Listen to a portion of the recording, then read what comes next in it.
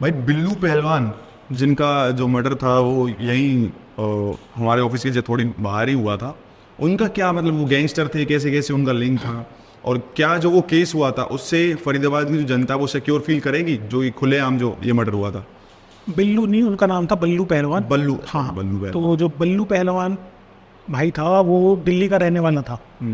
यहाँ पे भी काफ़ी दिन से उनकी सिस्टर बताया कि रहती है।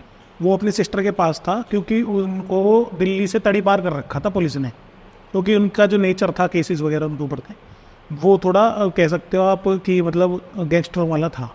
तड़ी पार थी। अब तड़ी पार कैसे करते? आप इस जगह नहीं रहोगे। अच्छा। आपकी बेशक फिर उसमें आपकी जान को खतरा है या आपसे किसी को खतरा है, तड़ी पार होना ही हो जाता है। तो इनका जो गैंग वॉर है वो बहुत दिन से चल रही है। 2 ग्रुप हैं।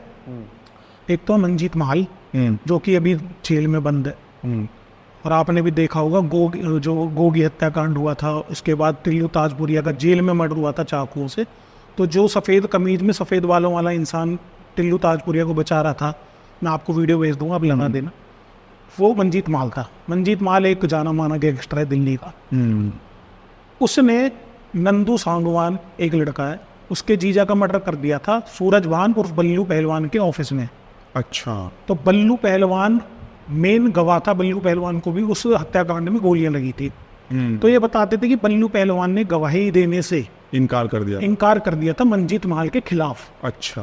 ये चीज नंदू सांगवान को बहुत बुरी लगी, और नंदू जो है उसने ही, वो अभी इंडिया में नहीं है बताया जाता है, उसने इस हत्याकांड को अंजाम दिलवाया था, क्योंकि अपने रिश्तेदार की मौत का बदला लेना चाहता और गवाही से मुकरने की वजह से बल्लू को मारा गया। तो क्या मतलब बल्लू पहलवान जो थे वो रिसेंटली फरीदाबाद शिफ्ट हुए थे, या फिर कि मतलब कैसे, कहाँ पे रहते थे? जो बताया जा रहा है कि 1-2 महीने से फरीदाबाद में ही थे, क्योंकि जो सुनने में है उनकी बहनें आ रहती थी, और मेरे भी कुछ नॉन हैं जिन्होंने अपनी फेसबुक और इंस्टाग्राम पर उनके साथ रील वगैरह डाल रखी थी, और क्योंकि वो भी उसी जिम में आते थे जिसमें बल्लू पहलवान जाता था। तो भाई फिर तो फरीदाबाद की जो जनता है वो तो सिक्योर फील कर ही नहीं सकती ना ओपनली, अगर इनका ये चला था पूरा।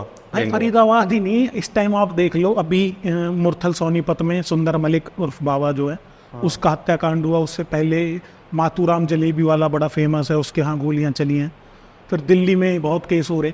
तो अपना तो पूरा नॉर्थ इंडिया ही कहीं भी सेफ नहीं है, चाहे फिर वो पंजाब हो या हरियाणा हो। अभी पलवल में भी रिसेंट गोलियां ओपन फायर हुई हैं मोबाइल शॉप पर 999 करके है एक वो मोबाइल। तो आप खुद ही लगा लीजिए कि इसमें या तो अब गवर्नमेंट का ही मैं तो कहूँगा फेलियर है, और कहीं ना कहीं इसमें जो रील में गन कल्चर प्रमोट हो रहा है वो भी बहुत हो सकता है। नया हमारा यूथ उस चीज़ से मोटिवेशन लेके मतलब फिर इन चीज़ों में जा रहा है। तो ये तो बड़ी सोचने वाली बात है, और सबसे ज़्यादा तो हम और आप तो कुछ नहीं कर सकते।